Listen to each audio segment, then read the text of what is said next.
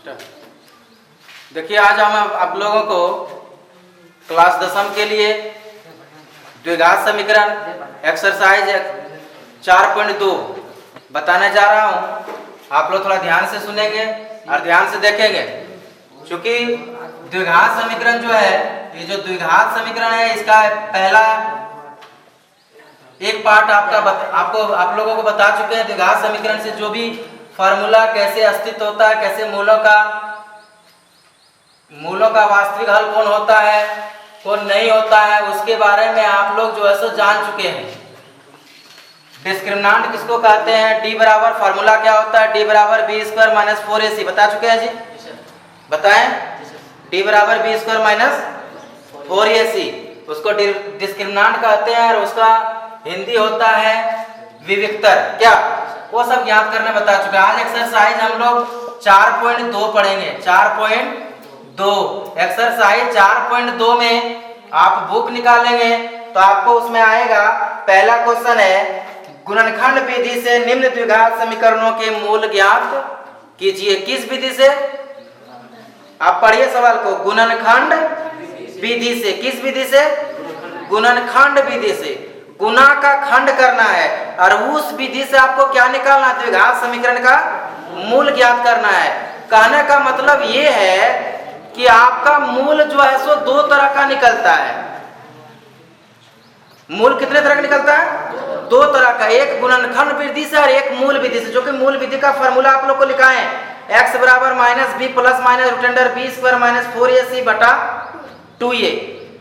गुणनखंड विधि से, ये मूल विधि से हुआ। और गुणनखंड विधि का जो है आपका, देखिए गुणनखंड विधि से कैसे निकालेंगे, चाहे ऑप्शन में आए परीक्षा में या लिखित में आए, जिस प्रकार का आए आपको समझ में आ जाएगी कि कैसे आपको बनाना है।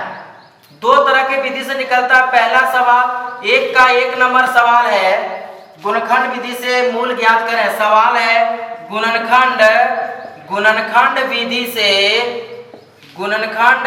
से क्या ज्ञात करें? मूल ज्ञात कीजिए। मूल ज्ञात करें। कैसे हम निकालेंगे? गुणनखंड विधि से मूल कैसे ज्ञात करेंगे? मूल ज्ञात कीजिए। सवाल यहाँ नंबर 1 का 1 नंबर सवाल है, x square minus 3x minus 10 बराबर कितना है? कीप साइलेंस, ध्यान से सुनिए, ध्यान से देखिए। यहाँ x square minus 3x minus 10 बराबर कितना है? 0। अगर इसी को आपको ऑप्शन में पूछा जाएगा, इसका जो आपको मूल निकाल के देंगे वही ऑप्शन में जो रहेगा वही सही होगा। क्लियर? ऑप्शन में पूछा जाए या सवाल आपको बनाने के लिए दिया जाए, इसमें कोई अंतर नहीं है। जो आपको सवाल ऑप्शन में पूछा जाएगा, जो सवाल, उसमें आपको रफ में बनाना पड़ेगा। जो आपको लिखने वाला में आएगा उसमें सीधा कॉपी में जगह दिया रहेगा, कॉपी में बनाइएगा। क्या दिक्कत? कोई दिक्कत? चलते हैं हम गुणनखंड कैसे निकलता है सवाल। देखिए हाल में, हम हाल में पहले दिखाते हैं कैसे दो टाइप का सवाल पूछा जाएगा। x square minus 3x minus 10 बराबर कितना है? 0 है। ये द्विघात समीकरण है या नहीं, पहले ये जानिए। घात 2 है, पावर 2 है। यहाँ ये बराबर मान कितना है? x स्क्वायर के आगे वाला x स्क्वायर का गुणांक को ये कहते हैं। यहाँ x स्क्वायर के आगे कुछ नहीं संख्या है तो ये क्या छिपा हुआ। एक से किसी को भी गुना करते हैं तो जितना है उतने रहता है, कोई अंतर। एक को आप 1 से गुना कीजिए, 1 होगा, ज्यादा नहीं होगा। तो x स्क्वायर के आगे यहाँ कुछ अंक नहीं है तो 1 है, यानी कि ये का मान यहाँ कितना है? ये b बराबर कितना है मान? माइनस बी, और c अचर पद कितना है? माइनस 10। ये द्विघात समीकरण है। अब इसका कैसे गुणनखंड विधि से मूल ज्ञात करें, ध्यान दीजिए। यहाँ 10 है, x स्क्वायर के आगे कितना है? और अचर पद कितना है? 10 है। 1 गुना 10 कीजिए पहले। 1 गुना 10 गुणनखंड विधि से चल रहे हैं ना हम लोग। 1 गुना 10 कितना होता है? 10 होता है। गुना करने के बाद 10 होता है। आप सोचिए, अब जहां गुना है वहां एक बार प्लस लिखिए, एक बार माइनस लिखिए। 1 प्लस 10 कीजिए, कितना होता है? क्या बीच में मेरा बीच वाला पद का गुणनखंड करना है? क्या बीच में मेरा 11 है क्या? माइनस 3 है, 11 नहीं है। जोड़ने से काम चलने वाला एक में। अच्छा, 1 प्लस 10 किए तो 11 हो गया। 1 माइनस अगर 10 करेंगे तो माइनस कितना होगा? 9 होगा। क्या 11 और 9 माइनस 9 है क्या बीच में? नहीं है। इसके लिए आपको सोचना पड़ेगा आखिर इसका फिर दूसरा गुणनखंड कीजिए। 10 का दूसरा गुणनखंड 5 गुना 2 10 होता है जी। 10 का दूसरा गुणनखंड 5 दूना 10। अब हमको -3 लाना है। 5 में अगर +2 करते हैं 7 आ जाता है। -3 नहीं आता है, कितना आता है 7। हमको -3 करना है। अगर 5 में -2 करते हैं कितना आ जाता है 3 आ जाता है, लेकिन -3 नहीं आता है। -3 के लिए आपको यहाँ दिमाग लड़ाना है। -5 में +2 कर दीजिए। 5 के आगे माइनस लगा दीजिए और 2 के आगे क्या लगा देंगे प्लस, तो कितना हो जाएगा -3 हो जाएगा। तो यहाँ देखिए -3 आ गया ना, नहीं आया, तो -3x है। तो यहाँ -3x कैसे होगा -5x + 2x बराबर यहाँ कितना x हो जाएगा जहां -3x है वहां लिखेंगे -5x प्लस कितना x 2x। यहाँ देखिए बराबर डबल बार नहीं होता है, यहाँ एप्सिलॉन चिन्ह देंगे। क्लियर। x² का x², बीच वाला पद कितना x लिखेंगे -5x प्लस 2x माइनस कितना है फिर तीसरा पद अचर पद -10 बराबर 0। अब यहाँ देखिए ये दोनों में क्या कॉमन होगा, यहाँ x² है, x यानी कि यहाँ कितना है 2x है, 2 गो x है, गिनती में कितना x है x गुना x² होता है 5x, 5 के पास भी x है एगो, एक x कॉमन कीजिएगा, एक x क्या कीजिएगा दोनों में। यहाँ देखिए 4 टर्म हो गया, 2 टर्म और 2 टर्म, 2 भागों में बांट दीजिए। ये दोनों अलग, ये दोनों अलग, ये दोनों के आगे के जो ये दोनों से जो कॉमन होगा उसको कॉमन करेंगे। क्या कॉमन होगा इसमें x कॉमन होगा। आप ब्रैकेट दे दिए छोटी ब्रैकेट। अब x² x यहाँ 2 गो था, एगो x यहाँ कॉमन कर लिए तो एगो x बचेगा जी।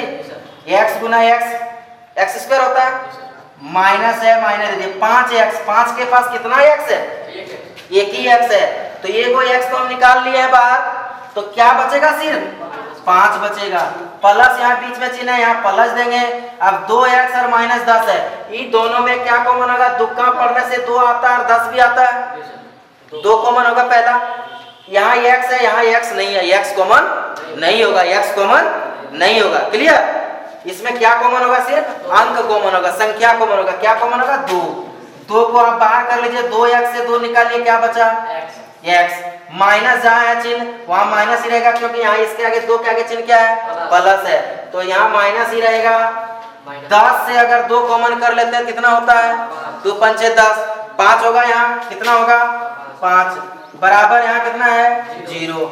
अब देखिए x -5 टोटल टर्म से x -5 यहाँ है, यहाँ भी x -2 गो है, दोनों से कॉमन कर लीजिए, ये को कॉमन होगा, क्या होगा दोनों के बदले ये को क्या होगा एक x -5 और क्या होगा दूसरा ब्रैकेट दे देंगे, गुणनखंड में लिखेंगे x प्लस x के बाद प्लस ही, तब क्या लिखेंगे यहाँ क्या है गुणनखंड में 2 बराबर 0।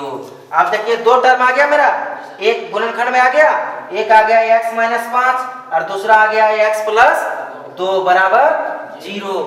आप देखिए इसको कैसे हम ज्ञात करेंगे, आगे चलते हैं इसका कि इसको कैसे हम गुणनखंड का मान निकालेंगे। इसको ये वाला समझे, मिटा देते हैं। आगे देखिए x -5 x + 2 गुणनखंड के रूप में आ गया। अब लिखेंगे यहाँ क्या लिखेंगे, अब x -5 जो है पहला टर्म है, x -5 बराबर क्या लिए 0। x के आगे कोई अंक है क्या 2 3 4 5 नहीं है, एक छिपा हुआ रहता है, एक है, तो इसलिए डायरेक्ट इसलिए x बराबर -5 को उधर ले जाइए, क्या हो गया +5। और दूसरा टर्म क्या है, x + 2 बराबर क्या लेंगे 0, इसलिए x बराबर +2 को उस पार्ट लीजिए, बराबर के उस पार्ट में -2। देखिए x का 2 गो मूल निकल गया, 2 गो मान निकल गया, क्या क्या एक निकला 5 और दूसरा निकला -2, तो x का 2 मूल कितना हो गया, अतः में लिख सकते हैं हम लोग, अतः ऊपर में लिखते हैं अतः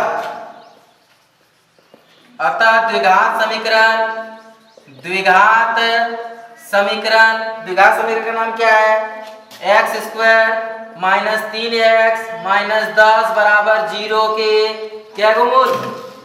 2 मूल। किस विधि से निकाले हम लोग? गुणनखंड विधि से। किस विधि से? 2 मूल। क्या क्या निकला? x का पहला मान निकला 5, कॉमा दूसरा मान क्या निकला? -2 है। यानी कि ऑप्शन में जो 5, -2 होगा या -2, 5 होगा, एक ही चीज है। आगे पीछे कॉमा में लिख सकते हैं। इसको उतारिए। आप मल्टीपल चॉइस एमसीक्यू में पूछा जाए तो आप इसको कैसे देंगे? चूंकि इसका मूल हम लोग निकाल चुके हैं। कितना मूल निकाले? 2 मूल। 5, -2। ये मल्टीपल चॉइस में कैसे रहेगा क्वेश्चन? ये मल्टीपल चॉइस में एमसीक्यू में कैसे रहेगा? जो कि हमको दोनों देखना है। क्या देखना है? दोनों। एमसीक्यू वाला भी जो कि 40 नंबर का एग्जाम होगा, मल्टीपल चॉइस वाला 40 नंबर होगा आपको लिखने वाला, लिखित एग्जाम। तो एमसीक्यू में आप कैसे रहेगा? आपका रहेगा इस तरह सवाल, द्विघात समीकरण। द्विघात समीकरण क्या था? द्विघात समीकरण नाम क्या था? द्विघात समीकरण नाम x² - 3x - 10 बराबर 0 के 2 मूल है।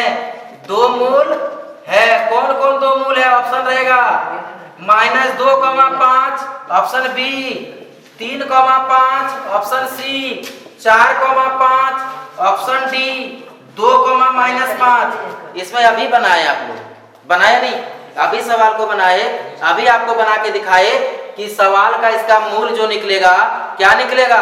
ऑप्शन ए होगा, ऑप्शन बी होगा, ऑप्शन सी है, ऑप्शन डी है। Option A -2, 5 -2, 5। इसको ज्ञात करके हम बताए तो आंसर में लिखेंगे -2, 5। कैसे मूल ज्ञात हुआ गुणनखंड विधि से वो आपको बता चुके हैं अभी जस्ट, नहीं बताएं? इसका ऑप्शन ये होगा इस तरह ऑप्शन में। ठीक, अब आगे चलते हैं सवाल पर।